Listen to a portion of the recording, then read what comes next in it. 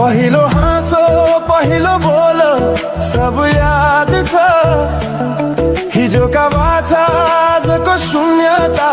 साथ छ जीवनको रंग नै हरायो अचानक तिमी बिना बाँच्नु पर्यो कति कठिन हावाको लहरमा सुन्छु तिम्रो आवाज शून्य कोठामा प्रतिध्वनि जस्तो गाजा सम्झनाको बादल मनमा जम्छ रातको निद्रा फेरि कहाँ